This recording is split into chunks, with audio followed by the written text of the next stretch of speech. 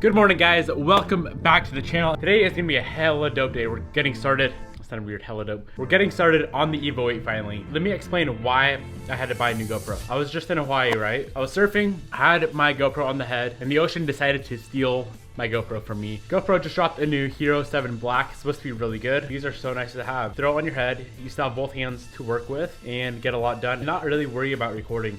Audio is supposed to be pretty good on these as well. Let's head down to the shop, pull the FRS out, get this Evo 8 in the shop. Oh, battery's dead on this thing. We're gonna have to let that battery charge up for a minute. Wonder why it died. Did I leave my lights on, my headlights? That's probably the issue.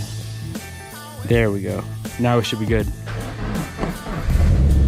Woohoo, yay. I'm just gonna let this thing run and idle for a while. Hopefully I'll charge that battery up on its own with the alternator. Let's go grab this Evo, get this sexy thing into the shop. I need to pull these wheels and tires off. Damn, it looks good though. It's gonna destroy stuff in like 2 seconds. I gotta pull these off. Ooh. No, don't die, don't die, don't die. Success, we made it without destroying the fenders. All right, so why have I bought this Evo a few months ago and not touched it, not worked on it besides like putting wheels on it? The reason is because I was looking for a transfer case for this car. So it's a 2003 Evo 8 factory non-ACD. The person I got from when he bought it had a 6-speed in it with the 6-speed ACD transfer case. The 6-speed went out, of course, so he brought it down to English Racing. They did a 5-speed swap in it. All I know is that based off the shops I've talked to and the previous owner, the car needs a original non-ACD transfer case. And if you guys know, Evo 8s and Evo 9s, those are very hard to find. So I found one in Northern California when I was down there.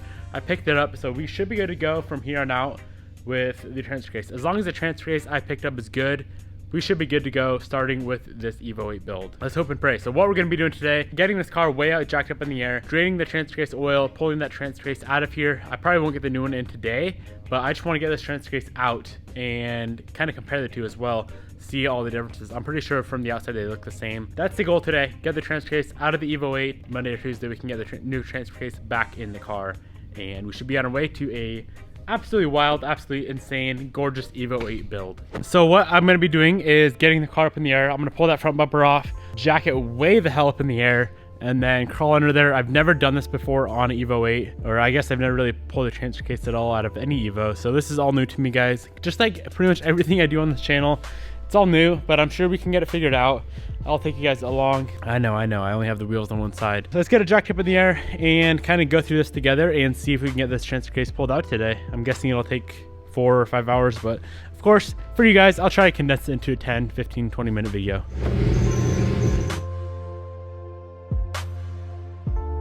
All right, that's a good start. We got the car jacked way up in the air. So what we're gonna be removing is this right here. This is the transfer case. This is the transmission.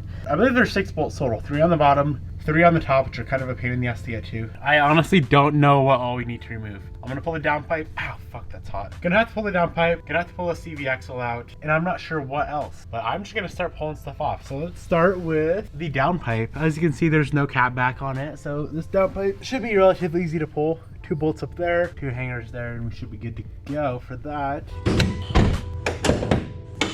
Something I didn't really explain, this transfer case on the car is fine. It still works fine. It's just that being an ACD transfer case and a non-ACD transmission, every time you drive it, it leaks oil out of the transfer case. So that was the whole oil leak thing that I was having with the car. It's just a transfer case issue, so it should be pretty easy to fix.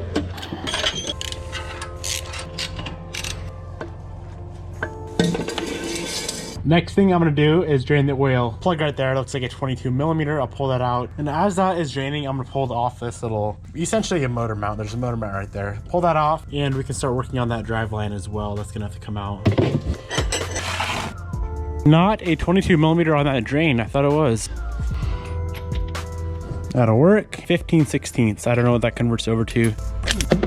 So you see how it's coming out kind of weird? I'm gonna also pull off the fill bolt up here, just so it drains out a lot faster. I'm gonna pull off this bar right here. There's a bolt there, and then a bolt for the motor mount up here. I believe that looks like it's all 14 millimeter. That one there may be 17. All right, let's go work on that driveline section. That should be pretty easy to pull. You'll need 2 sets of wrenches for this, I believe. I don't think you can get a ratchet or a socket up in there. And I'm just gonna pull off this front section here from here to the transfer case. Looks like it's all 12 millimeter. I'm gonna throw this drain bolt back in here because when I pulled that drive line off, as you guys saw, a bunch of oil came out. So I need to move the drain pan to the back. Starting to get messy.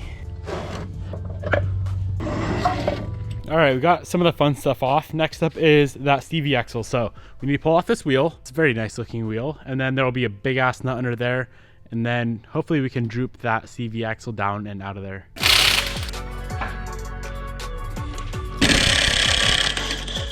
I'm gonna have to pull these lower strut mounts off as well. I don't have enough clearance right now to get that CV out. So as soon as I pull these off, I should be able to swing this hub down out of there.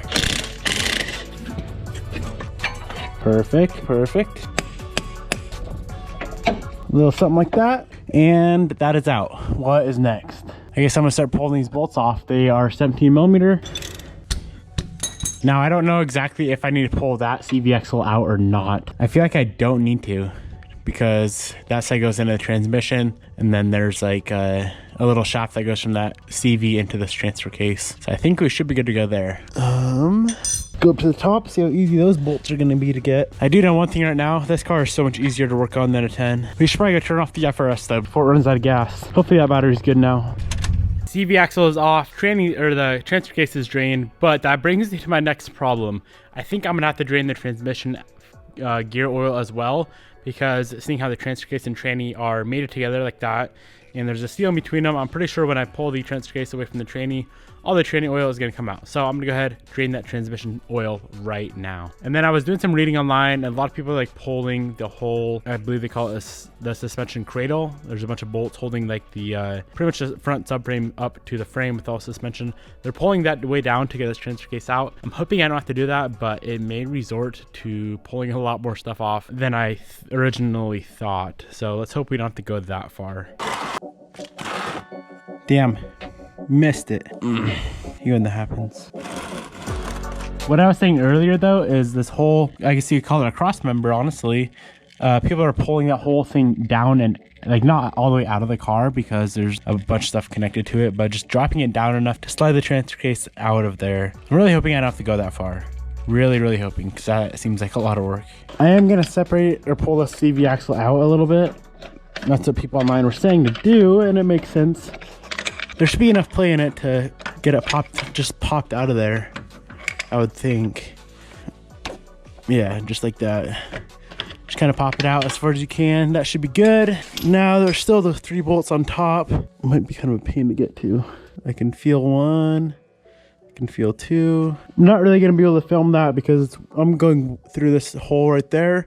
I could pull the intake manifold off, but I think it's gonna be easier just to go up through right there and get them out. Yo, what up guys? I'm gonna jump on here for a little voiceover. So as you can see here, I'm trying to wiggle that transfer case out after I got those 3 bolts on top removed, and I wasn't having any luck whatsoever. I was trying. Could not get the transfer case to separate all the way from the transmission. So what I ended up doing is pulling out the passenger side CV axle stub, pulled that side out, and tried some more. Couldn't get it out, so I resorted to pulling off the driver's side wheel, CV axle, and that stub as well. But then I had the issue of I couldn't get the transfer case out of the car. I resort to dropping down that subframe a little bit, like I was reading online that I had to do. As soon as I got that subframe dropped down out of there a few inches, I was able to get the transfer case out of the car. Simple as that.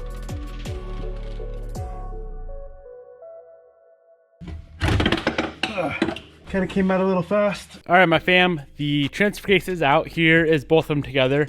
I did end up having to pull off this wheel, that CV axle, and then both of the transmission CV axle stubs, these little things here. So those were kind of a pain in the ass to get out. I don't know if I had to pull out both, but I did. Other than that, it came out pretty smooth. I did drop that subframe thing down a little bit on the one side. That was super easy to do, only 4 bolts for that, and that thing dropped down.